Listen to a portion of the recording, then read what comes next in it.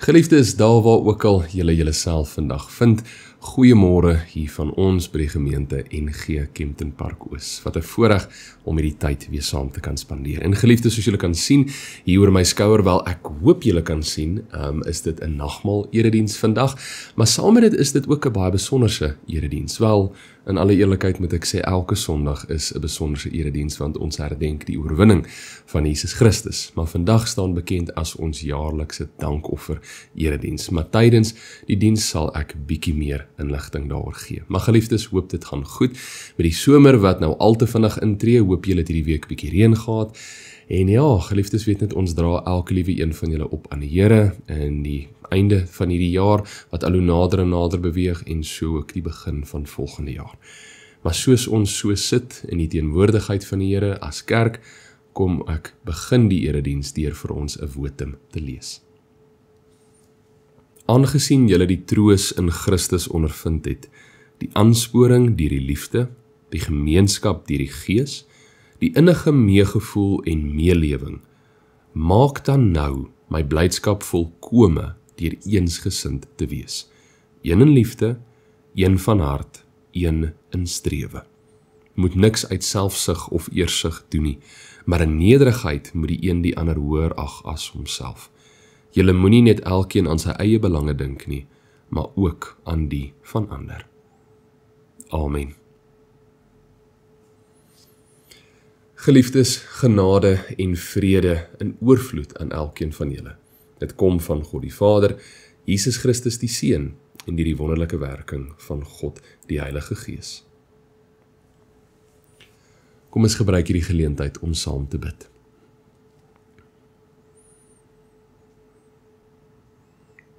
Here, dankie dat ons vir 'n oomblik kan stil word. Dat ons gedagtes op U kan rig. Dat ons dit wat so swaar op ons harte druk, vir 'n oomblik net een kant kan plaas en ons dankbaarheid en ons afhanklikheid van U kan kom erken. Here, sonder U is ons niks. Sonder U bystand, U leiding, U versorging. Here, waar sou ons wees? Wat sou van ons geword het? Daarom dank ons U. Here, ons erken vandag voor almal, maar Here, U is ons Verlosser. U is die enigste oorwinnaar, ons Messias, die een wat aarde toe moes kom, die een wat die prys betaal het, sodat ons nie hoef nie. En dit wat vir ons nou voorlê, is 'n ewigheid saam U, 'n toekomsverwagting. Here, dit kweek 'n gevoel van dankbaarheid hier binne ons, as ons alles moet aanskou wat U vir ons gedoen het en steeds doen. Ek vra asseblief dat daai dankbaarheid nie passief sal bly nie, maar dat ons daarop sal reageer, dat dit aktief deel van ons lewe sal wees. Dat daar waar ook al ons is, dat ons sal uitreik, dat ons 'n verskil sal maak, dat ons sal omgee vir die mense rondom ons. Here, ons weet die wêreld daar buite is moeilik en dis swaar, en baie van ons sukkel om bloot kop bo water te bly. U woord maak dit duidelik, Here, ons moenie uit selfsug of eersug enigiets doen nie. Maar in nederigheid moet ons na mekaar kyk en die een hoër as onsself ag. Ons moenie bloot hierdie lewe deurleef en dit wat ons doen net vir onsself doen nie, maar ons moet aan ons naaste se belange ook dink. Geef vir ons die nodige insig, die nodige wysheid om hierdie wel te kan doen. Dat ons as gemeente 'n ondersteuningsbasis sal wees vir die mense rondom ons. Dat ons mekaar se laste sal kan dra, iets daarvan, in hierdie gebroke wêreld. En dat ons altyd sal weet deur alles wat ons doen. Maar ons kan nie 'n verhouding met U hê en nie met ons medegelowiges nie. Die twee loop hand in hand. Dankie dat U woord dit vir ons duidelik maak, en help asseblief dat ons dit sal uitleef daar waar ook al ons is. Ons prys U naam. Amen.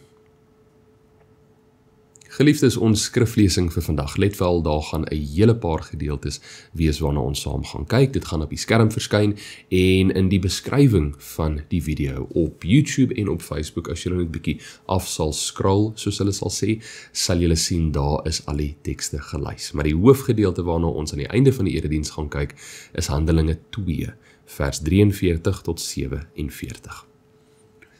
Die afgelope 2 weke het ek bietjie meer klem gelê op sekere verantwoordelikhede wat ons as Christene het. 2 weke terug het ek bietjie gefokus op die noodsaaklikheid van die woord van God, of dan in ander woorde, die verantwoordelikheid wat ons het om die woord van God te nader en elke dag deel van ons lewens te maak.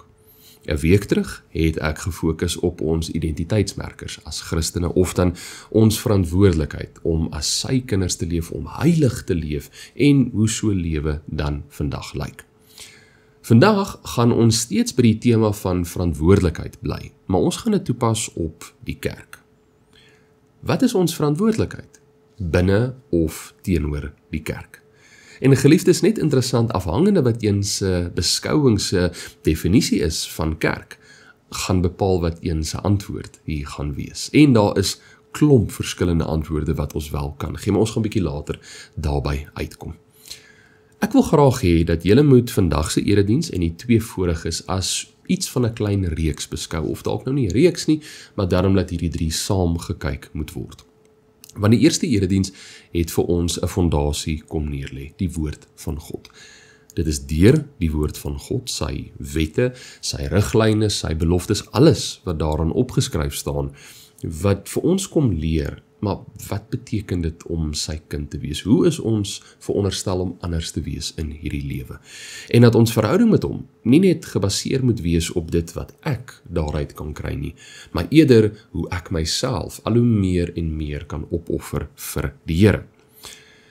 Laasweek, die tweede erediens, het ek bietjie meer gefokus, maar hoe lyk hierdie lewe nou? Nou dat ons 'n pad saam met hom stap, hoe is ons veronderstel om onsself te gedra?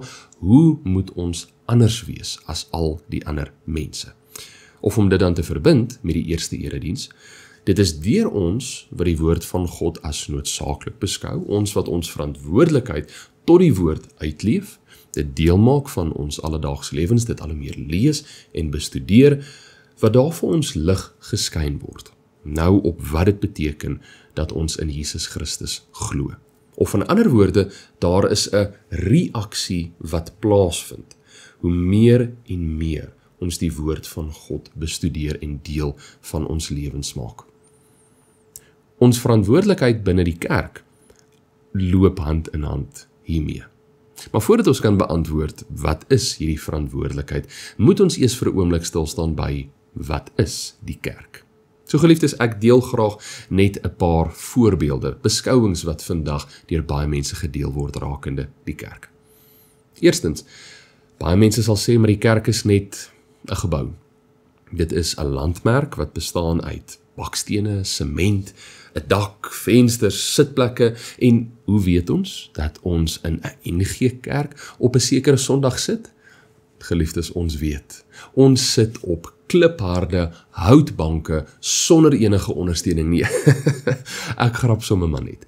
Maar baie mense se verstaan van wat 'n kerk is dit is bloot 'n gebou. En binne in hierdie gebou is waar daar na die woord van God gekyk word. Geliefdes, het julle geweet, in die Bybel is daar nie 'n enkele vers wat kerk verbind met 'n fisiese gebou nie. Interessant. Ek gaan bietjie later meer in diepte hieroor gesels, en ons gaan ook bietjie meer in diepte kyk oor wat sê die woord rakende wat kerk is, maar ons bly nou eers nog by 'n paar voorbeelde. Tweedens, die kerk is 'n diensverskaffer, en dit moet voldoen aan ons behoeftes.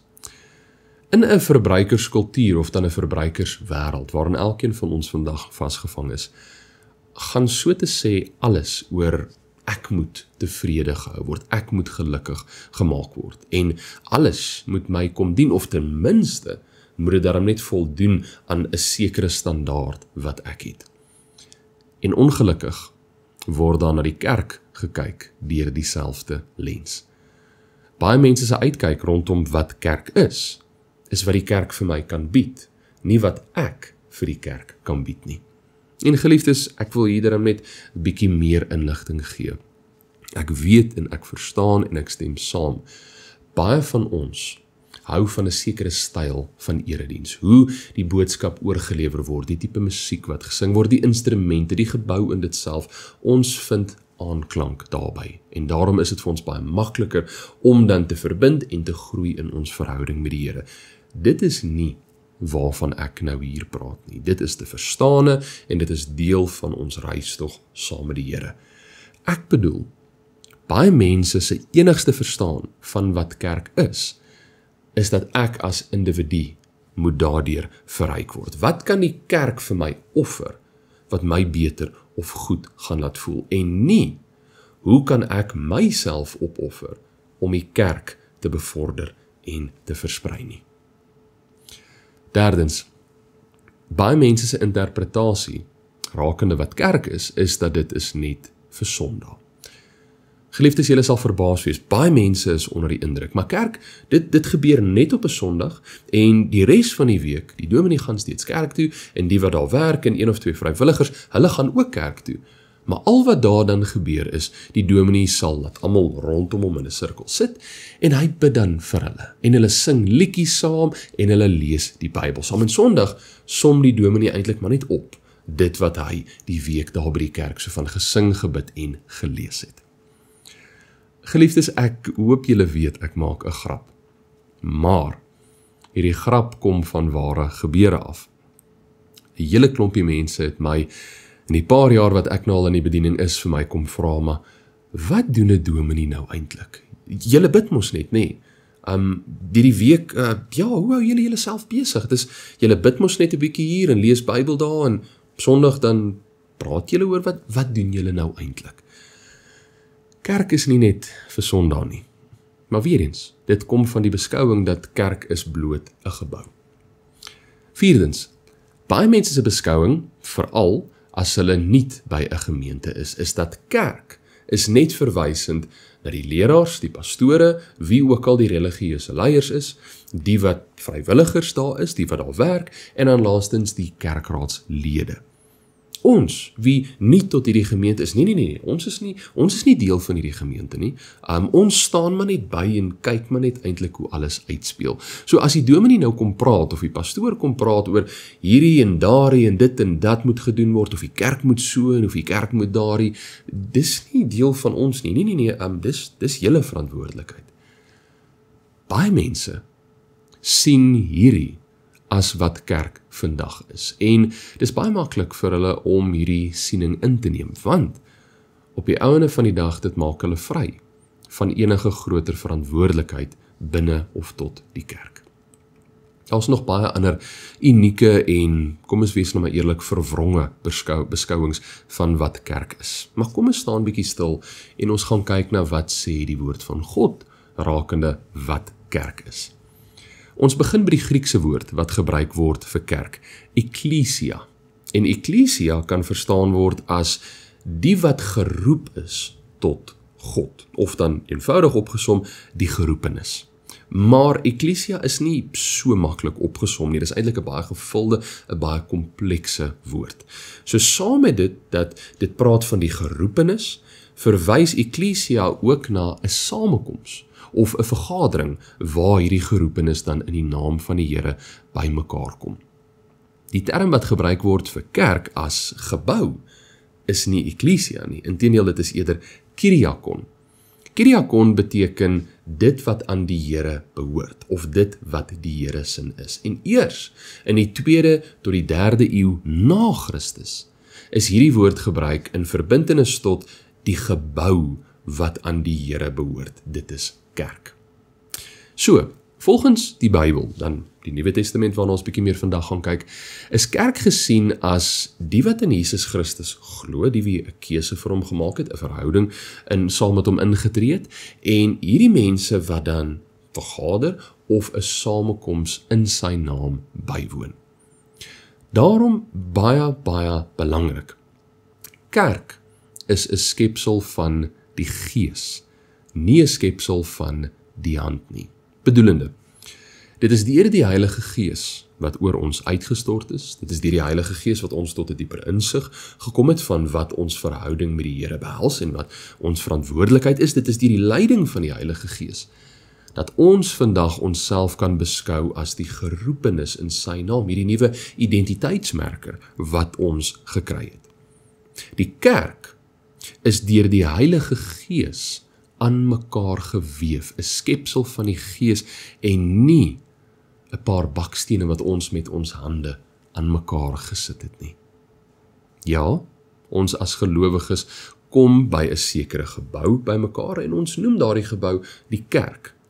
Maar ons moet altyd onthou die ware en die dieper definisie van wat kerk is nie gelê in die gebou nie, maar eerder ons as gelowiges. So geliefdes, met hierdie, kom ons kyk dan na 'n paar Bybelverse wat vir ons bietjie meer uitbrei oor wat is kerk dan. Efesiërs 1 vers 22 tot 23, dit sê: Ja, aan hom het God alles onderwerp, hom bo alles verhef en hom aangestel as hoof van die kerk. Die kerk is sy liggaam, die volheid van hom wat alles in almal vervul.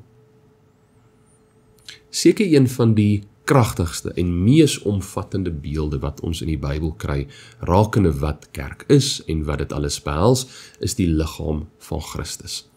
Paulus brei bietjie meer oor hierdie unieke en kragtige beeld uit in 1 Korintiërs 12 vers 12 tot 7. Ek gaan dit vir ons lees, hier en daar gaan ek net 'n paar opmerkings tussenin maak.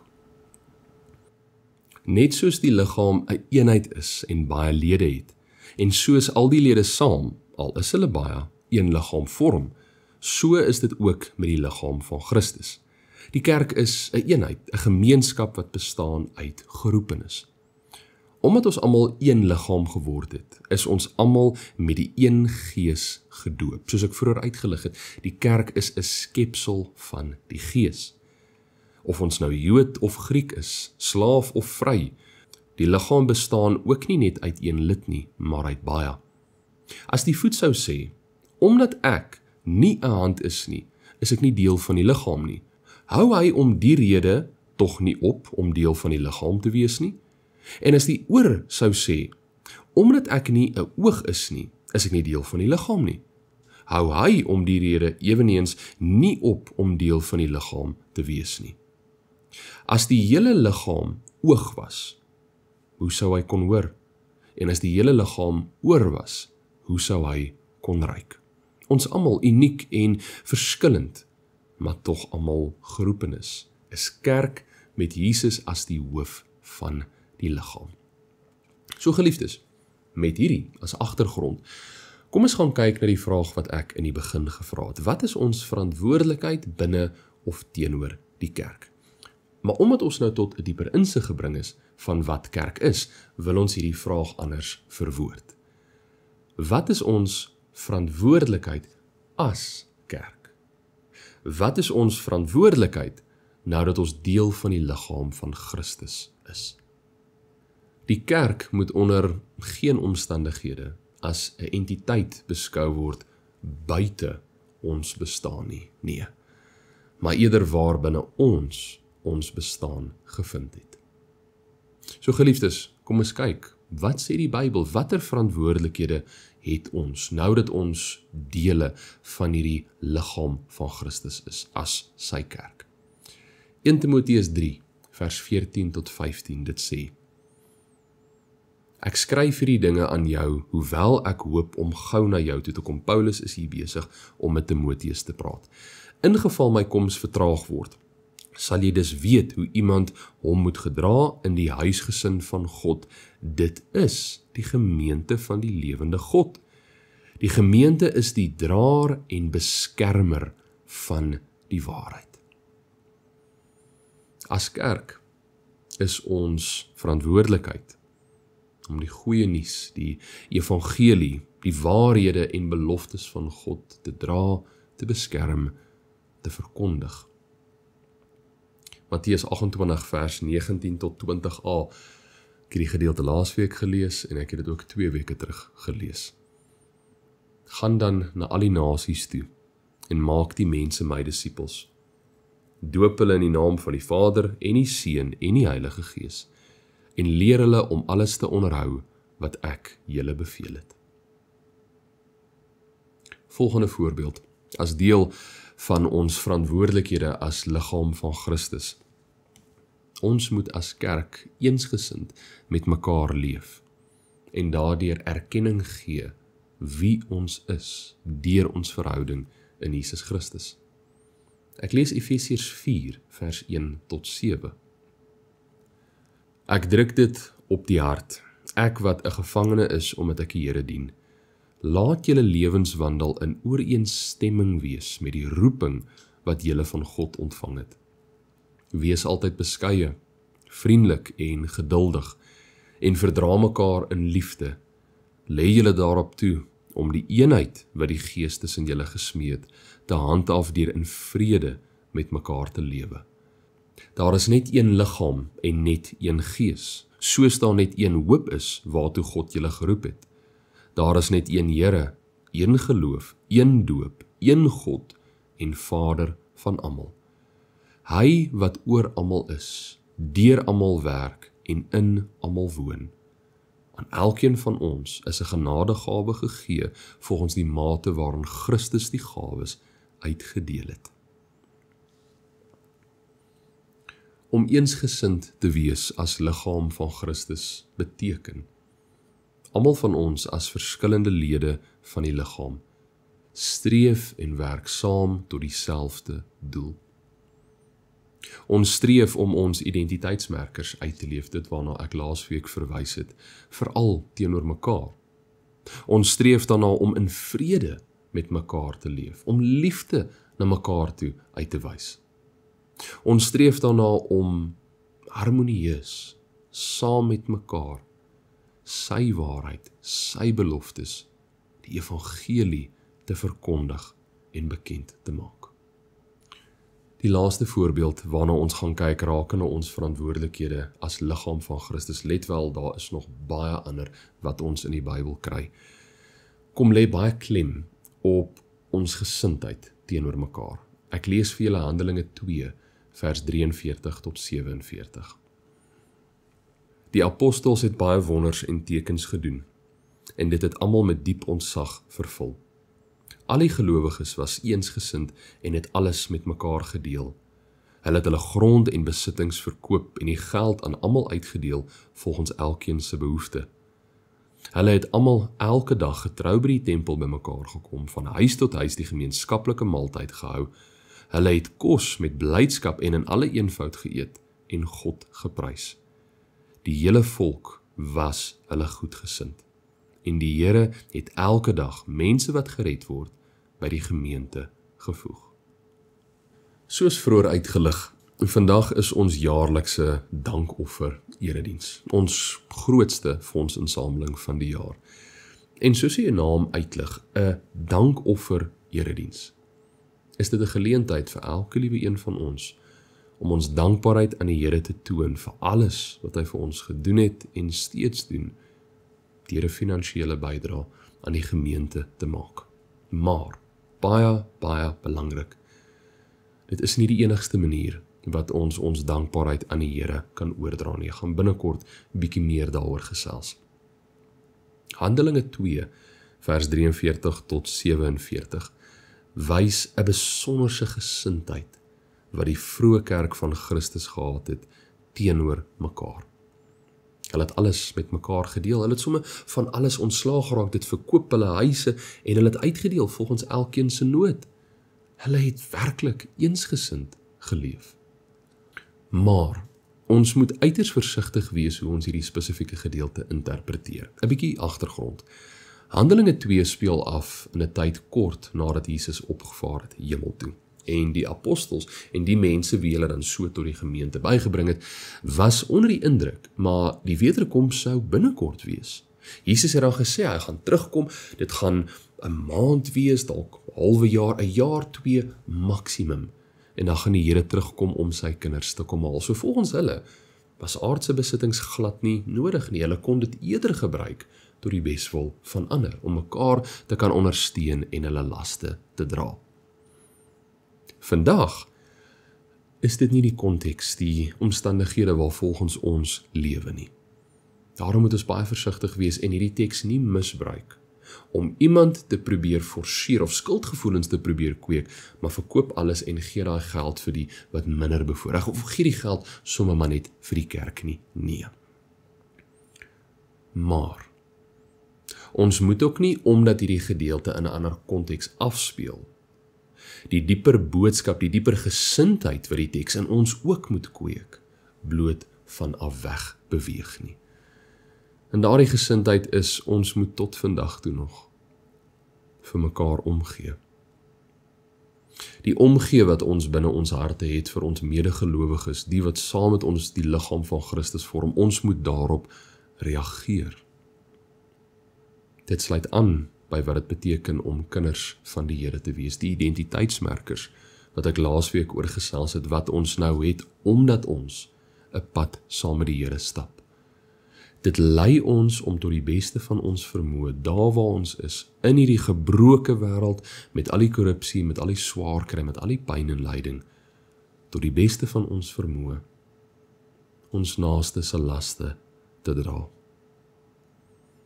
En geliefdes, 'n kragtige manier waardeur ons dit kan doen, is om 'n finansiële bydrae aan ons as gemeente, en enige gemeente te maak. Want deur die finansiële ondersteuning wat julle ons bied, maakte dit vir ons moontlik om iets van hierdie Handelinge 2 se gesindheid oor te dra, hierdie eensgesindheid wat hulle so gehandhaaf het. Laat ons vandag nog die liefde en die barmhartigheid van die Here aan ander bekend kan maak. Maar daar's ook 'n paar dinge waarvoor ons uiters versigtig moet wees, veral in die konteks van dit wat ek nou net gedeel het. En ek wil glad nie hê dat vandag se boodskap moet oorkom, of dat julle dit moet neem as, ag, dit is maar net nog 'n en gee boodskap nie. Daarom deel ek 'n paar riglyne wat vir julle sal kan help met die tema van vandag, ons dankoffer erediens. Eerstens, of julle vandag 'n finansiële bydrae wil maak of nie, dit is 'n saak tussen julle en die Here. Julle moet gelei wees deur die Gees, nie deur my of wat enige iemand anders sê nie. Dit wat ek vandag aan julle kom oordra, dit wat ek gedeel het, is nie gedoen om julle te probeer oorreed of skuldgevoelens te kweek nie, glad nie. Dit is bloot om agtergrond te gee en die verantwoordelikheid uit te lig wat ons het as kerk, as liggaam van Christus. Maar of julle so gelei voel of nie, en of julle hierop gaan antwoord, dit is absoluut 'n saak tussen julle en die Here. Dit het niks met my of enige iemand anders uit te waai nie. Tweedens, kom ons sê julle voel gelei om wel 'n finansiële bydrae te maak. Doen dit dan, as julle in staat is om dit te doen. Die Here verwag nie van ons om 'n finansiële bydrae te maak as ons nie die finansies het om dit te doen nie, of dat ons nou 'n groter probleem in ons lewe moet kweek om iemand anders te sin te probeer oplos nie. Nee.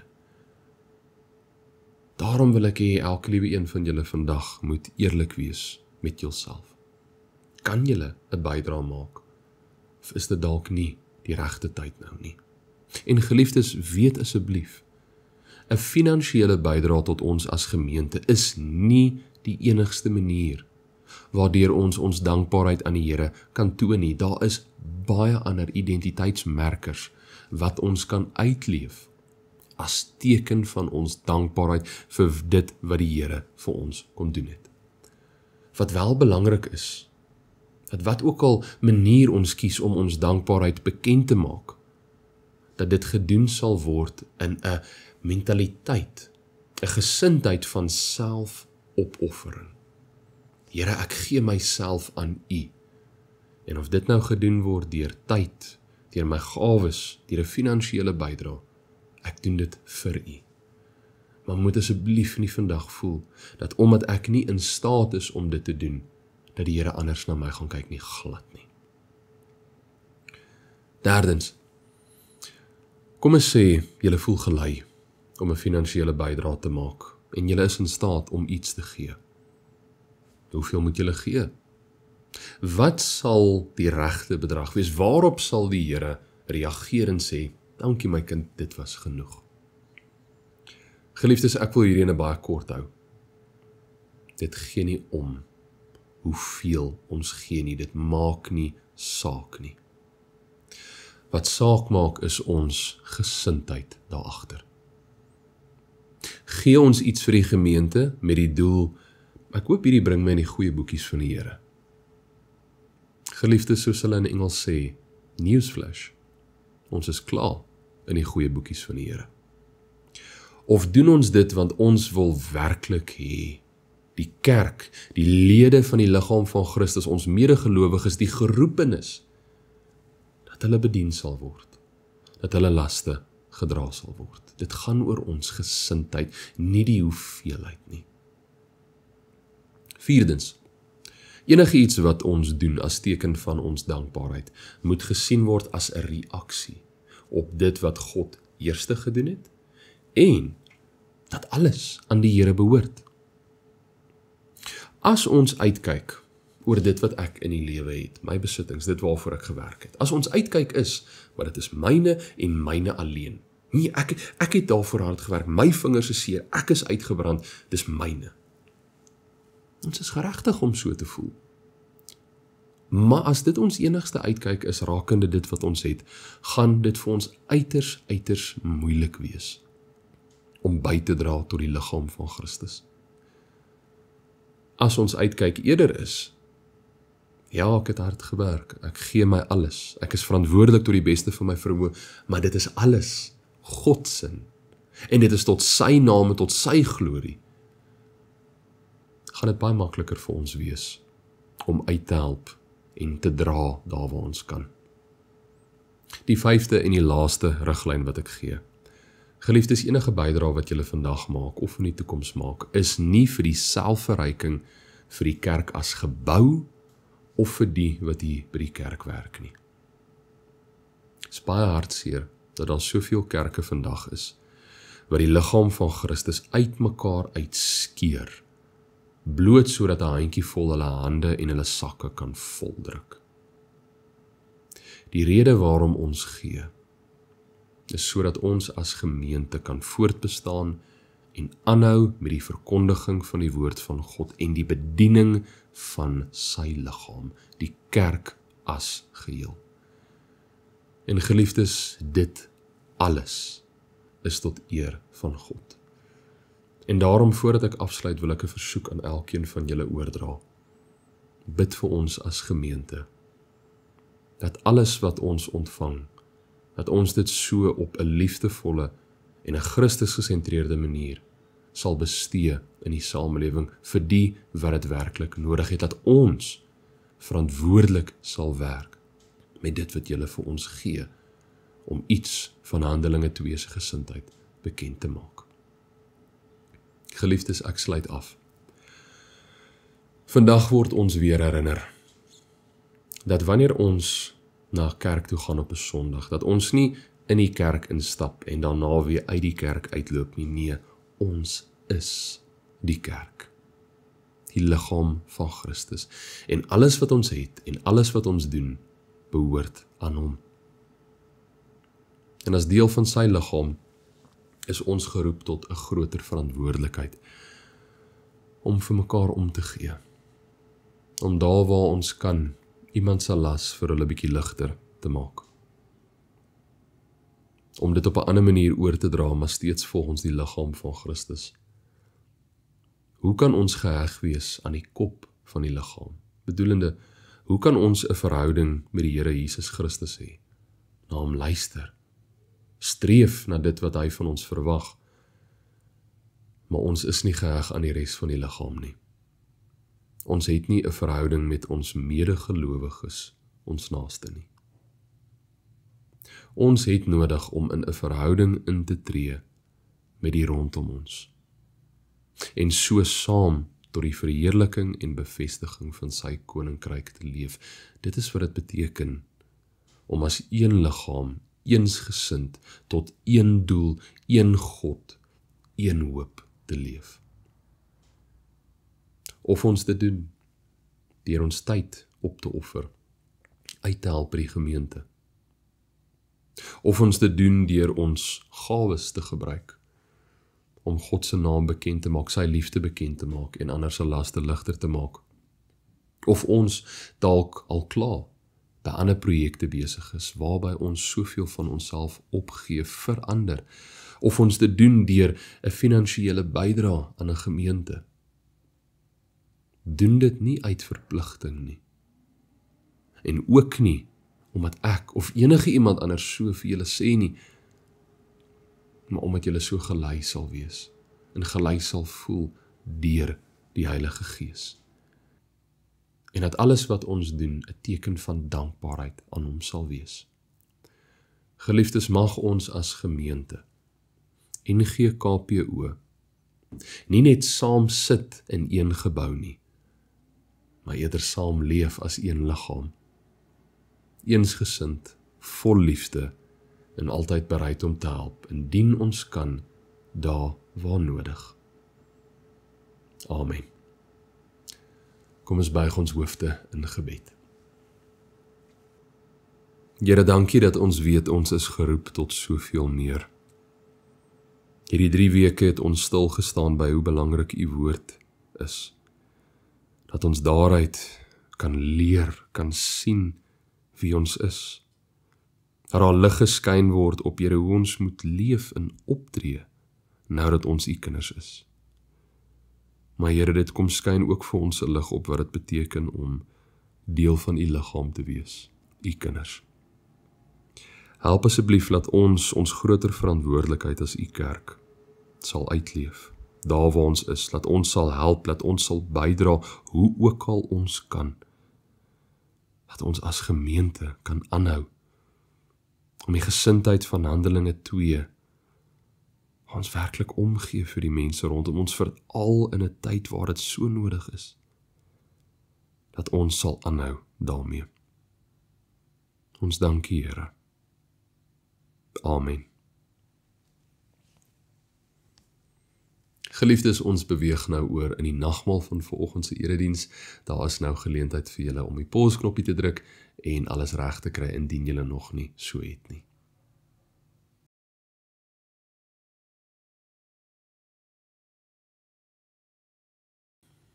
Geliefdes, dit is deur die nagmaal, deur die gebruik daarvan, waar ons as lede van die liggaam van Christus antwoord en sê, my Here, ek sien en ek onthou wat u vir my gedoen het. U het u lewe vir my aan die kruis kom gee. En daarop reageer ek en sê, gebruik my, lei my, dat ek werklik 'n verskil in hierdie lewe, in hierdie wêreld kan maak. Help my om my verantwoordelikhede as u kind raak te sien en daarop te reageer. Dit is deur die nagmaal wat ons sê, Here, u het ons eerste lief gehad. En uit dankbaarheid antwoord ek nou hierop, deur van die liggaam en van die bloed, die brood en die wyn te neem, en te sê, ek wil u hande en voete in hierdie gebroke wêreld wees. So geliefdes, ek nooi elke liewe een van julle uit, daar waar julle sit, nie omdat julle deel van ons as gemeente is nie, maar indien julle in Jesus Christus glo, as julle enigste redder en verlosser, dat hy die enigste een is, wat die finale prys vir ons betaal het, wat vir ons ewige toegang gegee het tot die ewige lewe. Kom ons gebruik die nagmaal saam, as teken van dankbaarheid, en as teken van dit wat hy vir ons kom doen het. Die brood wat ons breek, is die liggaam van ons Here Jesus Christus. Neem, eet, dink daaraan en glo, dat sy liggaam gebreek het tot 'n volkome versoening van ons sondes.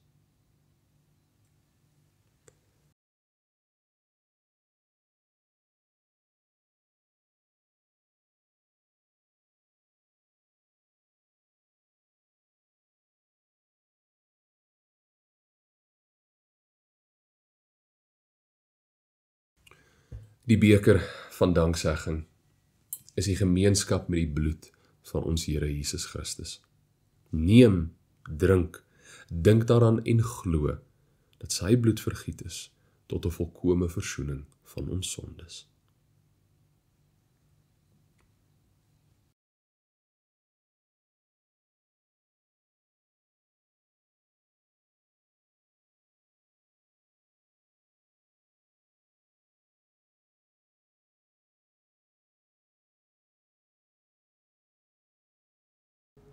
Here, vandag antwoord ons op die nagmaal. En ons sê vir U dankie. Uit die diepte van ons harte dank ons U vir dit wat U vir ons kom doen het. Gebruik ons asseblief. Help asseblief dat ons verantwoordelikheid teenoor die woord, teenoor ons identiteit en teenoor die kerk as ter harte sal neem, dat ons dit sal uitleef daar waar ons is. Amen. Geliefdes, ontvang die seën van die Here. Die genade van ons Here Jesus Christus en die liefde van God ons Vader en die teenwoordigheid van die Heilige Gees sal met elkeen van julle wees tot in lengte van dae. Amen.